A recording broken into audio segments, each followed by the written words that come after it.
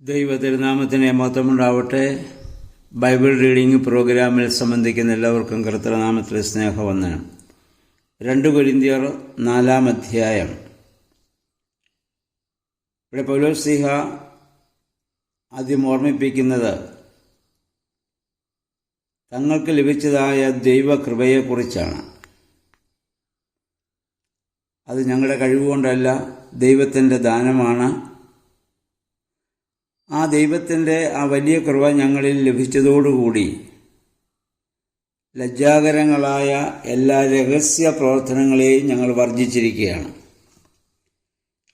ദൈവത്തിൻ്റെ കൃപ ഒരു മനുഷ്യന് വരുമ്പോൾ ഉണ്ടാകുന്ന മാറ്റമാണത്. ദോഷകരമായ ചിന്തകളെയും നിരൂപണങ്ങളെയും പ്രവർത്തനങ്ങളെയും ഒക്കെയും ദൂരീകരിക്കുവാൻ അത് പര്യാപ്തമാകും. കാരണം ദൈവത്തിൻ്റെ കൃപ വലിയൊരു വെളിച്ചമാണ്. ആ വെളിച്ചത്തിൽ അന്ധകാരമയമായ ഒരു ചിന്തകൾക്കോ പ്രവൃത്തികൾക്കോ നിലനിൽക്കുവാൻ സാധിക്കുകയില്ല. പലപ്പോഴും നമ്മുടെ ഉള്ളിൽ ആ വെളിച്ചം വരാത്തതുകൊണ്ടാണ് ദോഷിക ചിന്തകളും നിരൂപണങ്ങളൊക്കെ മനസ്സിൽ ദിവസങ്ങളോളം, നാളുകളോളം, വർഷങ്ങളോളം നിലനിൽക്കാനുള്ള കാരണം. അതുകൊണ്ട് അദ്ദേഹം പറയുന്നു, ആ പ്രകാശം, ആ ദൈവികമായ തേജസ് കൃപ ഞങ്ങൾക്ക് ലഭിച്ചതുകൊണ്ട് ഞങ്ങൾ ആരെയും വഞ്ചിക്കുകയോ ദൈവവചനം തെറ്റായി വ്യാഖ്യാനിക്കുകയോ ചെയ്യുന്നില്ല. ഇന്ന് ആധുനിക ക്രൈസ്തവ സഭയിലെ ഏറ്റവും വലിയ പ്രശ്നം ദൈവവചനത്തെ തെറ്റായ രീതിയിൽ അവരവരുടെ ഇഷ്ടപ്രകാരം അവരവരുടെ സ്വാർത്ഥ ലാഭത്തിനു വേണ്ടി വ്യാഖ്യാനിക്കപ്പെടുന്നു എന്നുള്ളതാണ്. ദൈവവചനത്തെ ഒരു വലിയ ആദായ മാർഗമാക്കി മനുഷ്യനെ അത് തെറ്റായ രീതിയിൽ അത് വ്യാഖ്യാനിച്ചു കൊടുത്ത് അത്ഭുത പ്രവർത്തനങ്ങളും ഒക്കെ ഞങ്ങളിലൂടെ നടക്കുന്നുവെന്ന് പ്രചരിപ്പിച്ച് നടക്കുന്ന ധാരാളം ആളുകളെ നമുക്ക് കാണാൻ സാധിക്കുന്നുണ്ട്. എന്നാൽ ദൈവകൃപ നമുക്ക് യഥാർത്ഥമായി ലഭിച്ചിരിക്കുന്നെങ്കിൽ ദൈവം വെളിപ്പെടുത്തി തരുന്നതല്ലാതെ സത്യത്തിൽ നിന്ന് വ്യതിചലിച്ച് ചിന്തിക്കാനോ പ്രവർത്തിക്കാനോ ആർക്കും സാധിക്കുകയില്ല. അദ്ദേഹം പറയുന്നു, അതിൻ്റെ 5 മുതലുള്ള വാക്യങ്ങൾ പറയുന്നു, ഞങ്ങൾ ഇവിടെ പ്രസംഗിക്കുന്നത് അല്ലെങ്കിൽ ഞങ്ങളെക്കുറിച്ചല്ല, ഞങ്ങൾ യേശുക്രിസ്തുവിനെ കർത്താവായും യേശുവിനു വേണ്ടി ഞങ്ങളെ നിങ്ങളുടെ ദാസന്മാരുമായിട്ടാണ്. യേശു ഞങ്ങളുടെ യജമാനനാണ്, പിതാവാണ്. ആ ദൈവവചനം ഞങ്ങൾ നിങ്ങളോട് പറയുന്നത് നിങ്ങളുടെ ദാസന്മാരായിട്ടാണ്, അല്ല നിങ്ങളുടെ മേലധികാരികളായിട്ടല്ല. ദൈവകൃപ നമ്മൾ വരുമ്പോൾ മാത്രമേ ഈ വിനയം, ഈ സമർപ്പണം നമുക്കുണ്ടാവുകയുള്ളൂ. ഇല്ലെങ്കിൽ ഞാൻ വലിയവനാണെന്നുള്ള ഒരു മനോഭാവം നമ്മിലുണ്ടാവും. ആ ദൈവകൃപയുടെ വിനയത്തിൻ്റെ പൂർണ്ണതയായിരുന്നു കർത്താവ് ശിഷ്യന്മാരുടെ പാദം കഴുകി കാണിച്ചത്. സാധാരണ യജമാനന്മാരുടെ പാദം ദാസന്മാരാണ് കഴുകുക. ഏതു ഗുരുവിൻ്റെയും പാദം ശിഷ്യൻ പഴയ കാലങ്ങളിൽ കഴുകി കൊടുത്തിരുന്നു. ആ കാലഘട്ടത്തിൽ കർത്താവ് ശിഷ്യന്മാരുടെ പാദം കഴുകി ആ ദൈവത്തിൻ്റെ കൃപ തേജസ് എന്തെന്ന്, ആ വിനയം എന്തെന്ന് കർത്താവ് യഥാർത്ഥമായി കാണിച്ചു കൊടുത്തു. അതാണ് പൗലോസ്ലീഹ ഇവിടെ പറയുന്നത്, യേശുവിൻ്റെ കൃപ ഞങ്ങളിൽ ഇത് നിൽക്കുന്നതിനാൽ ഞങ്ങൾ നിങ്ങളുടെ ദാസന്മാരായിട്ടാണ് ആ ശുശ്രൂഷ ചെയ്യുന്നത്. കാരണം അന്ധകാരത്തിൽ നിന്ന് പ്രകാശം ഉദിക്കട്ടെ എന്ന് അരുളിച്ചെയ്ത ദൈവം, അതേ ദൈവം തന്നെയാണ് ക്രിസ്തുവിൻ്റെ മുഖത്ത് വെളിവാക്കപ്പെട്ട ദൈവിക തേജസ്സിനെ പറ്റി ഉള്ളതായ അറിവിൻ്റെ പ്രകാശം ഞങ്ങൾക്ക് നൽകുവാൻ ഞങ്ങളുടെ ഹൃദയങ്ങളെ പ്രകാശിപ്പിച്ചു. ഉൽപ്പത്തി പുസ്തകം 1 അധ്യായം 3-4 വാക്യങ്ങൾ വായിക്കുന്നുണ്ടല്ലോ. വെളിച്ചമുണ്ടാവട്ടെ എന്ന് ദൈവം പറഞ്ഞു, വെളിച്ചമുണ്ടായി. ആ വെളിച്ചം സൂര്യനിൽ നിന്നോ ചന്ദ്രനിലോ ഉള്ള വെളിച്ചമല്ല. കാരണം സൂര്യനും ചന്ദ്രനും ഒക്കെ 4-ാം ദിവസമാണ് സൃഷ്ടിക്കപ്പെടുന്നത് പിന്നീടാണ്. അപ്പോൾ ദൈവം ആദ്യം സൃഷ്ടിച്ചതായ വെളിച്ചമെന്ന് പറഞ്ഞ ദൈവികമായ വലിയ തേജസ്സാണ്. ആ തേജസ്സിന്മേലാണ് സകല സൃഷ്ടികളും പിന്നെ ഉണ്ടായത്. അതുകൊണ്ടാണ് എല്ലാം നല്ലതെന്ന് ദൈവം കാണാനുള്ള കാരണവും എല്ലാ സൃഷ്ടികളുടെ അടിസ്ഥാനം ദൈവ തേജസ്സായ പ്രകാശമായിരുന്നു. ഇവിടെ പൗലോസ് പറയുന്നു, ആ പ്രകാശമാണ് ക്രിസ്തുവിൻ്റെ മുഖത്ത് വെളിവാക്കപ്പെട്ടത്. ആ വെളിവാക്കപ്പെട്ട രഹസ്യങ്ങളെ മനസ്സിലാക്കുവാൻ തക്കവണ്ണം ഞങ്ങളുടെ ഹൃദയങ്ങളിലെ അന്ധകാരം നീക്കി ഞങ്ങളുടെ ഹൃദയങ്ങളെ പ്രകാശിപ്പിച്ചു. ദൈവവചനം നമ്മൾ വായിക്കുകയും ധ്യാനിക്കുകയും ചെയ്യുമ്പോൾ നമ്മിലുണ്ടാവേണ്ട മാറ്റം ഇതാണ്. ദൈവികമായ തേജസ് നമ്മുടെ ഹൃദയങ്ങളിൽ ഉണ്ടാവണം. ആ തേജസ്സിൽ ദൈവത്തെയും ദൈവവചനത്തെയും കാണാനും പ്രാർത്ഥിക്കാനും ആരാധിക്കാനും നമുക്കിടയായിത്തീരണം. അന്ധകാരമയമായ ഒരു ഹൃദയത്തിൽ നിന്നുകൊണ്ട് നമുക്ക് പ്രാർത്ഥന എന്ന കർമ്മം നടത്താൻ പറ്റിയേക്കാം. ബൈബിൾ വായിക്കാൻ വേണ്ടി വെറുതെ ബുദ്ധിപരമായ രീതിയിൽ അല്ലെങ്കിൽ നമ്മുടെ കണ്ണുകൊണ്ട് നോക്കി വായിച്ച് വിട്ടുകളയാം. എന്നാൽ ആ ദൈവികമായ തേജസ് നമ്മിൽ വസിക്കുമ്പോൾ മാത്രമേ, ആ വെളിച്ചം നമ്മിൽ വസിക്കുമ്പോൾ മാത്രമേ യഥാർത്ഥമായ അർത്ഥം മനസ്സിലാക്കുവാനും തെറ്റായ ഒരിക്കലും അതിനെ വ്യാഖ്യാനിക്കാൻ ഇടയാകാതിരിക്കുകയും ചെയ്യും. എന്നിട്ട് പൗലോസ് പറയുന്ന 7 മുതലുള്ള വാക്യങ്ങളിൽ, ഈ തേജസ് ദൈവം തന്നത് ഞങ്ങളാകുന്ന മൺപാത്രങ്ങളിലാണ്, ഈ മൺകൂടാരത്തിലാണ്. മൺപാത്രത്തിന് വിലയുണ്ടാവുന്നത് അതിൽ വിലയേറിയ വസ്തുക്കൾ നിക്ഷേപിക്കുമ്പോൾ മാത്രമാണ്. ഇല്ലെങ്കിൽ ആ മൺപാത്രത്തിന് വലിയ വിലയൊന്നുമില്ല. പെട്ടെന്നത് തകർന്നു പോകാൻ സാധ്യതയുള്ളതാണ് മൺപാത്രം. എന്നാൽ അതിൽ ദൈവികമായ തേജസ്സാകുന്ന ആ വലിയ നിധി അത് വന്നു കഴിയുമ്പോഴാണ് മൺപാത്രത്തിന് പ്രസക്തി ഉണ്ടാവുക, അതിന് വിലയുണ്ടാവുക.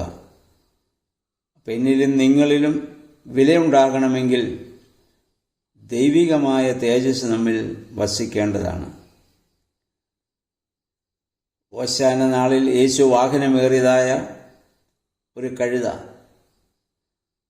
മനുഷ്യൻ്റെ വിഴുപ്പുകെട്ടുകളെ ചുമക്കാനും ഭാരങ്ങൾ വഹിക്കാനും മാത്രം വിധിക്കപ്പെട്ട ഒരു മൃഗമാണത്. അത് പോയ വഴിയിൽ ഇന്നേ ദിവസം വരെ ആരും പൂക്കൾ വിതറുകയോ വസ്ത്രം വിരിക്കുകയോ ചെയ്തില്ല. ഏതെങ്കിലും വസ്ത്രങ്ങളിലൂടെ അത് നടന്നു പോരുന്നെങ്കിൽ അശുദ്ധ മൃഗമെന്ന രീതിയിൽ അതിനെ കല്ലെറിഞ്ഞ് അതിനെ ഓടിക്കുമായിരുന്നു. എന്നാൽ ആ മൃഗത്തിന് മാന്യത ഉണ്ടായത് എപ്പോഴാണ്? യേശു അതിന്മേൽ വാഹനമേറിയപ്പോഴാണ്. യേശു അതിൻ്റെ മുകളിൽ നിന്നപ്പോൾ അത് പോയ വഴിയിലൊക്കെ പൂക്കൾ വിതറുകയും ഓശാന പാടുകയും ഒക്കെ ചെയ്യുന്നത് നമ്മൾ കാണുന്നുണ്ട്. ഇതുപോലെ ദൈവം നമ്മിൽ വസിക്കുമ്പോൾ മാത്രമേ ഞാനും നിങ്ങളുമാകുന്ന മൺപാത്രത്തിന് വിലയുണ്ടാവുകയുള്ളൂ. ആ മൺപാത്രത്തിൽ ദൈവിക തേജസ് ദൈവം ഞങ്ങൾക്ക് തന്നു എന്ന് പൗലോസ് പറഞ്ഞു. അതിലാണ് ഞങ്ങൾ അഭിമാനം ഞങ്ങൾ കൊള്ളുന്നത്. അതുകൊണ്ട് ഞങ്ങൾക്കുള്ള ഗുണം എന്തെന്ന് ചോദിച്ചാൽ, ഞങ്ങൾ ഒരിക്കലും തകർക്കപ്പെടുന്നില്ല.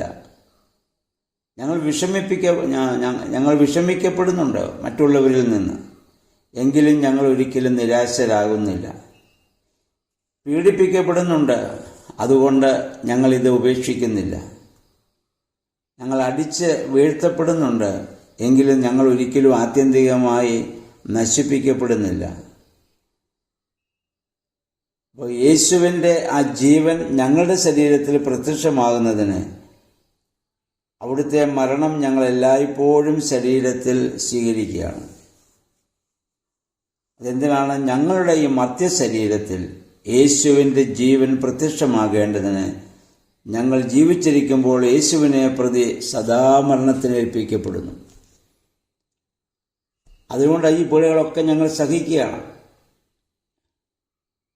നിരാശപ്പെടുത്തുന്ന അല്ലെങ്കിൽ ഭഗ്നാശരാക്കപ്പെടുന്ന ഒരുപാട് പ്രശ്നങ്ങൾ ജീവിതത്തിലുണ്ട്. അതിനൊക്കെ ഞങ്ങൾ എന്തിനു സഹിക്കുന്നു? യേശുവിൻ്റെ തേജസ് ഞങ്ങളിലൂടെ വെളിപ്പെടാനും ഞങ്ങളിലൂടെ യേശു ജീവിക്കുവാനും.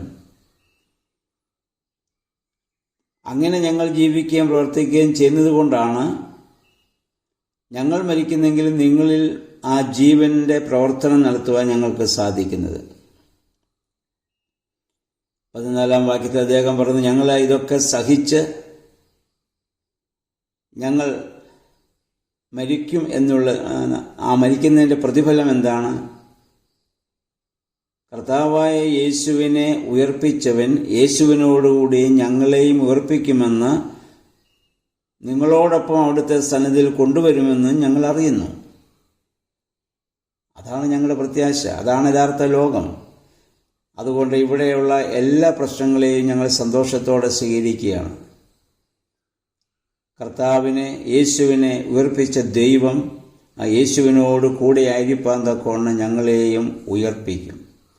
ഇതാണ് വിശ്വാസ പ്രമാണമായി നമ്മൾ ചൊല്ലുന്നത്. മരിച്ചുപോയവരുടെ ഉയർപ്പിനും വരുവാനിരിക്കുന്ന ആ ലോകത്തിലെ പുതിയ ജീവനുമായി ഞങ്ങൾ നോക്കി പാർക്കുകയാണ്. വലിയൊരു വിശ്വാസ പ്രഖ്യാപനമാണത്. 16 മുതലുള്ള വാക്യങ്ങളിൽ അനശ്വരതയിലുള്ള വലിയ പ്രത്യാശയാണ് പൗലോസ് ഇവിടെ വെളിപ്പെടുത്തുന്നത്. അദ്ദേഹം പറയുന്നു, ഞങ്ങളിലെ ബാഹ്യ മനുഷ്യൻ ക്ഷയിച്ചുകൊണ്ടിരിക്കുകയാണെങ്കിലും ആന്തരിക മനുഷ്യൻ അനുദിനം നവീകരിക്കപ്പെടുകയാണ്. നമുക്ക് ശാരീരികമായി അല്ലാതെ നമ്മൾ നോക്കിയാൽ വാർദ്ധക്യമാകുമ്പോൾ ശരീരം ബലഹീനമാകും. ശരീരം ബലഹീനമായാലും ആത്മാവ് ശക്തിയുള്ളതായി നിലനിർത്താൻ സാധിക്കും. അത് ദൈവവചന വായനയിലൂടെ, ധ്യാനത്തിലൂടെ, പ്രാർത്ഥനയിലൂടെ, ദൈവികമായ ബന്ധത്തിലൂടെ മാത്രമേ അത് സാധിക്കുകയുള്ളൂ. ഇല്ലെങ്കിൽ ശരീരം ബലഹീനമാകുമ്പോൾ മനസ്സും ബലഹീനമായി നമ്മൾ വളരെയേറെ നിരാശയിലും ദുഃഖത്തിലും വീണുപോകും. എന്നിട്ട് പൗലോസ് പിന്നെ പറയുന്നു, 17 വാക്യങ്ങൾ പറയുന്നു, ഞങ്ങളുടെ ക്ലേശങ്ങൾ നിസ്സാരവും ക്ഷണികവുമാണ്, അവയുടെ ഫലമോ വലിയ മഹത്വവും ആണ്. അതൊരിക്കലും ഇപ്പോൾ ദൃശ്യമായതല്ല, അദൃശ്യമായതാണ്. അപ്പം ഞങ്ങൾ ഇപ്പോൾ ലക്ഷ്യം വെക്കുന്നത് അദൃശ്യമായ മറ്റൊരു ലോകത്തെക്കുറിച്ചാണ്. ആ ലോകത്തെക്കുറിച്ച് കർത്താവ് പറഞ്ഞത് പുഴുവും തുരുമ്പും നശിപ്പിക്കാത്ത ആ രാജ്യമെന്ന് കർത്താവ് പറഞ്ഞത് ആ ലോകത്തെക്കുറിച്ചായിരുന്നു. അദ്ദേഹം പറഞ്ഞു, ഇപ്പോൾ കാണപ്പെടുന്നതൊക്കെ, ദൃശ്യമായതൊക്കെ നശ്വരങ്ങളാണ്, അത് ഇന്നല്ല നാളെ അതൊക്കെ നശിച്ചു പോകും. എന്നാൽ അദൃശ്യമായതുകൊണ്ട് അതാണ് യഥാർത്ഥത്തിൽ എന്നും നിലനിൽക്കുന്നത്. ഇപ്പോൾ ബാഹ്യമായ നേത്രങ്ങൾ നമുക്ക് കാണാൻ സാധിക്കുകയില്ല. മുമ്പ് പൗലോസ് പറഞ്ഞ് നമ്മൾ കേട്ടു. ഇപ്പോൾ നമ്മൾ ഇത് അല്ലെങ്കിൽ കടമൊഴിയായി കണ്ണാടിയിൽ കാണുന്നത് പോലെ ഞങ്ങൾ കാണുന്നു. ഒരു ദിവസം ഞങ്ങൾ മുഖാമുഖം കാണും. ആ ഒരു വലിയ പ്രഖ്യാപനമാണ്. കാരണം പൗലോസ് ഇതൊക്കെ എഴുതുമ്പോൾ ഒരുപാട് പ്രതിസന്ധി ഘട്ടങ്ങളിലൂടെ ആദിമസഭ കടന്നു പോകുമ്പോൾ അവർ ഒരുപാട് ദുഃഖവും നിരാശയും ഒക്കെ അനുഭവിക്കുന്ന പശ്ചാത്തലത്തിലാണ് ഇതൊക്കെ എഴുതേണ്ടി വരുന്നത് നമ്മൾ മനസ്സിലാക്കുക.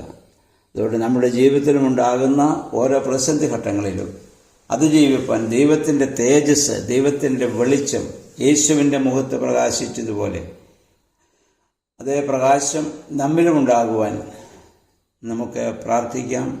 അതിനെയൊക്കെ അതിജീവിക്കണമെങ്കിൽ ദൈവത്തിൻ്റെ പരിശുദ്ധാത്മാവ് സ്ത്രീകന്മാർ വസിച്ച പോലെ നമ്മളിലും വസിക്കണം. നമ്മുടെ വേദപുസ്തക വായനയും ധ്യാനവും പഠനങ്ങളൊക്കെ അതിന് നമ്മെ സഹായിക്കട്ടെ. എല്ലാവർക്കും നല്ലൊരു ശുഭദിനം ആശംസിക്കുന്നു.